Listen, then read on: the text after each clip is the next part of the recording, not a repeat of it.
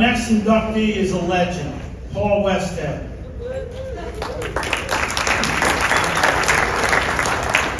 Paul Westhead accomplished something in basketball that has only been done by one person, and that would be Paul Westhead.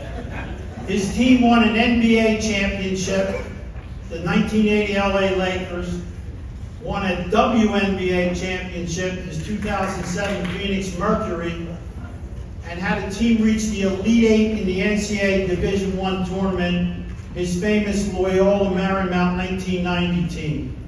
His coaching career included high school, college, men, and women.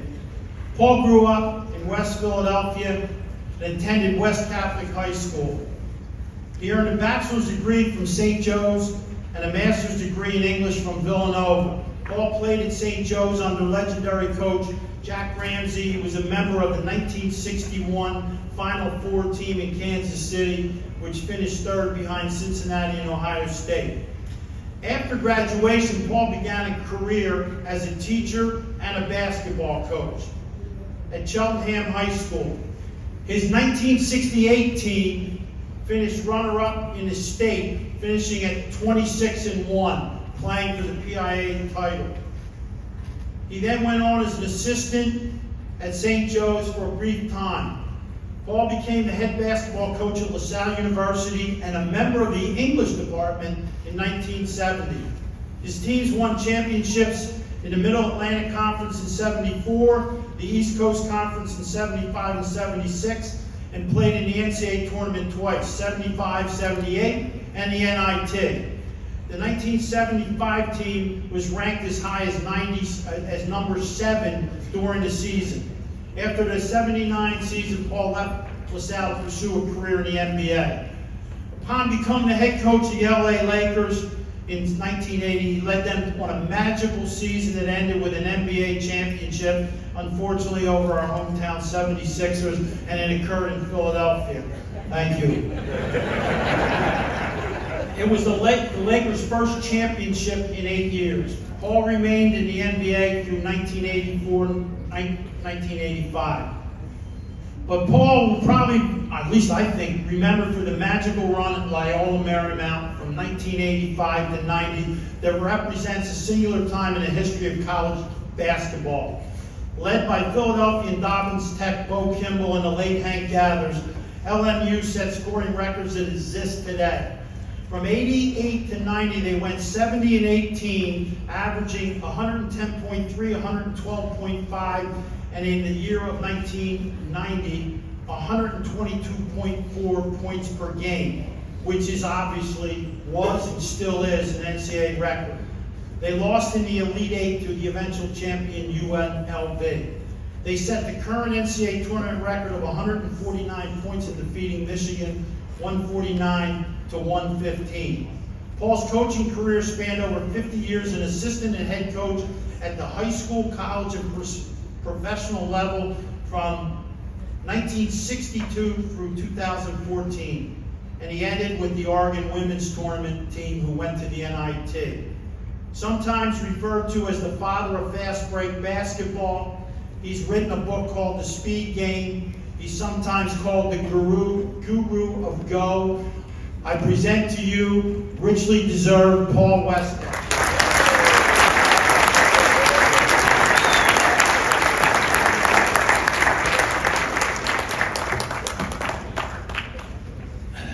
Thank you very much, Bill Travers, for introducing me and being on the committee with the rest, and my fellow inductees.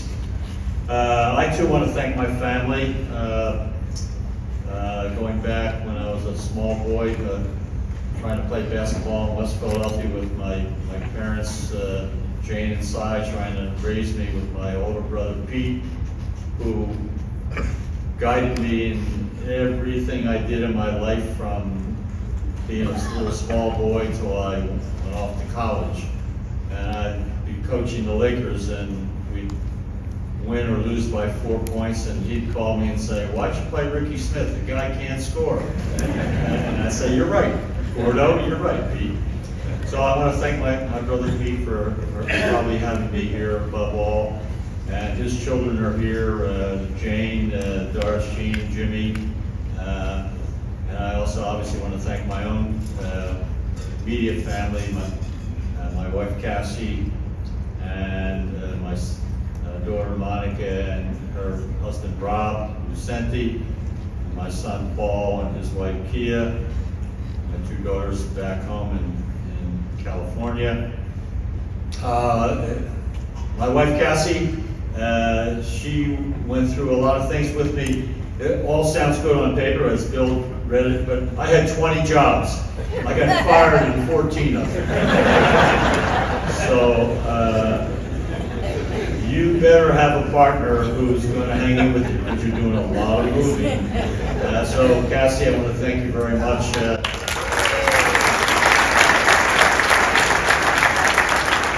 Who's counting? We've been married 61 years. I'm still looking for my next job. And I also want to thank, because they're right with me too, my LaSalle college team. I have a whole bunch of guys here. And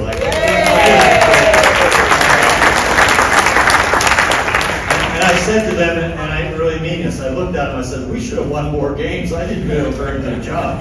But thank you guys, and thanks for coming. I appreciate that. I do want to say, in my own personal basketball career, I went to West Catholic and never made the team. I got cut all 4 years. I went to Malvern Prep and played there and got a scholarship to St. Joe's. I went, and Jack Ramsey, who was the coach of St. Joe's, saw me play in like a pickup game. And he watched me for an hour, and I had a bad ankle, so I shot 30 set shots because I couldn't dribble, I couldn't move. And I made like 25 of them. 4 years later, at our last pre-game dinner, he said to me, you know, Paul, you made more shots that day than you did in 4 years. And he was serious. So to give you a little statistic, my grade point average at St. Joseph's was 3.4. That's pretty good, GPA. My points per game, 1.4. But I think I still could have made it in the NBA. My senior year, I got my act together. I'm playing the best I can. We have a freshman varsity game, and these young freshman kids are running around. There's this young kid, he thinks he's like a thug, by the name of Don DeJulia from St. James High School. So he's driving, puts his head down, drives down a lane. I stand there and take a charge, fall back, break my wrist, and my career in the NBA is over. So Don, thank you for coming tonight. You ruined my career as a basketball player. He says he made me a basketball coach, because I had to go into coaching to survive. So with that in mind, I move along. I start my coaching career. I coach at LaSalle College. I'm 30 years old. I'm a new coach, probably the youngest coach in college basketball. I'm trying to come up with some new ideas. You know, I thought I'd do things like fast break. I gave that a try. I tried weird things like cybernetics. Cybernetics? Yeah, cybernetics is when you picture something's going to happen and then it happens. So I had my players at LaSalle practice shooting free throws with their eyes closed. Picture the ball going in. Okay, so we did that preseason in October, November. Late in the season, we're playing Villanova at the Palestra. We're down 1 point with 10 seconds to go. I call a timeout, put it in a play. Doesn't work. So with 2 seconds to go, there's a jump ball at our basket, foul line. They toss it up, it goes to mid-court, and a Villanova player and a LaSalle player collide, and the official goes, he's got a foul. And he calls a foul against Villanova, and my freshman guard Darrell Gladden, is going to go to the line with zeros on the clock. The buzzer didn't go off, but there's no more time left. Down 1 plus. 1 plus. Okay. So, Raleigh, Daddy Mass, at Villanova, he's back, give me a timeout. He calls a timeout. So I had nothing to say to the team anyway, so we're just sitting around. So we walk out, and Raleigh goes, he's back. Second timeout. So I'm looking down at him, because I know Raleigh pretty well. So I'm looking down, and he's looking at me, he's laughing, I'm looking back. So we walk out, and I go, timeout. So I took the third timeout. So during the third timeout, no words were spoken. Darrell Gladden, freshman, says to me, Coach, with or without?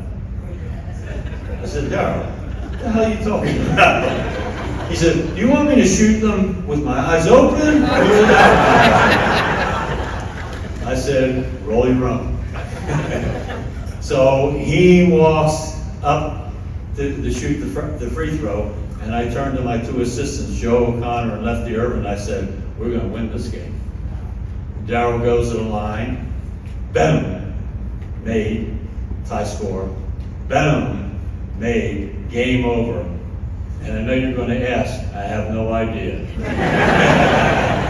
With or without, I don't know, but I know that cybernetics works. So that's why I'm here. And the other reason why I'm here is all the players that I've had. You just can't believe it. I just look at these young men and like, I'm flabbergasted that I had the honor to coach so many teams, even though some of the teams ran me out of town, but that's okay. But I want to say, I'm looking back and I'm saying and thinking of my LaSalle people, the people who were really good and great and impacted my life at LaSalle. You probably don't know this name, but Ken Durrett. I mean, Durrett. You cannot believe how good he was. They know. Joe Jelly Bean Bryant from John Bartram High School, local boy. Michael Brooks from my alma mater, West Catholic High School. And when I'm at LMU, to kind of finish off that group of five, certainly Bo Kimball and Hank Gathers from Muriel Dobbins Tech. So I'm Philadelphia, born and raised. And I want to say to you, when I was at LMU, my daughter, she was about 11 years old.